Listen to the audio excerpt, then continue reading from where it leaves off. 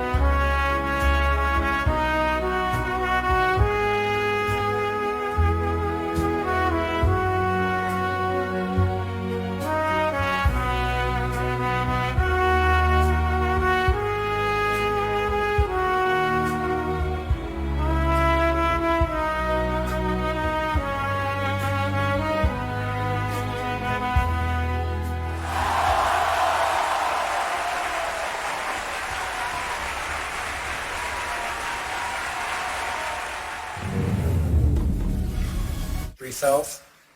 It's truly inspiring to see such talent.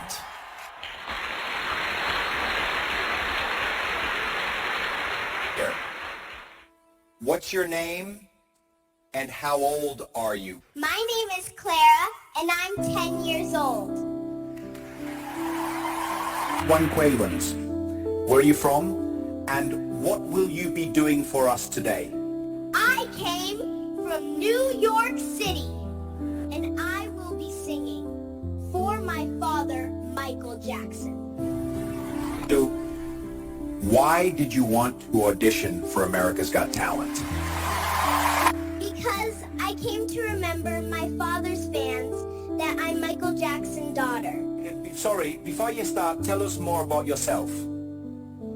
When I stepped onto the America's Got Talent stage tonight, it didn't feel like the same stage I remembered. The lights seemed brighter. The room felt louder. And yet, somehow, I felt calmer than ever before. This wasn't fear. This wasn't pressure. This was confidence I had never felt until now. The audience recognized me immediately, but their cheers sounded different too. Warmer, louder, almost protective, like they were cheering for someone they watched grow right in front of them. I walked to the center, wrapped my hands around the microphone, and smiled. Last time, I found my voice. I said, "Tonight, I'm here to show you my heart." The music began softly, like a whisper. For a moment, it felt like time slowed. I could hear my heartbeat, my breath, even the tiny steps of my shoes on the stage floor. And then I sang. This time, the song wasn't just a performance. It was a confession. Every word held something real, something I had carried quietly. Something I finally felt brave enough to share. The melody rose, and so did I. As I sang the chorus, I saw people in the front row close their eyes, holding their hands to their chests. A judge wiped a tear. Another leaned forward like he didn't want to miss a single note. The more I sang, the more the room changed. The stage no longer felt big.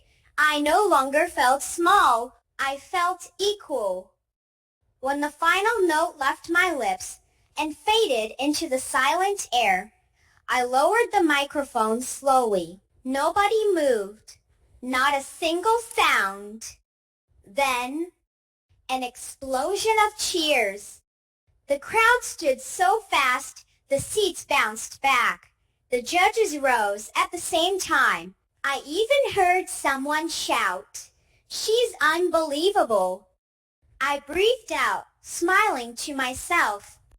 Not because I impressed anyone, but because I showed them me, the real me. I am Clara Jackson. And tonight, I didn't just sing. I connected.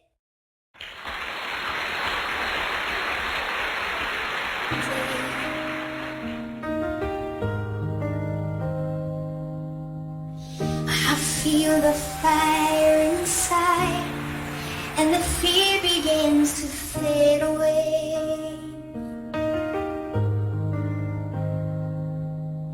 Every step I've taken led me right to where I stand. No more hiding in the shadows.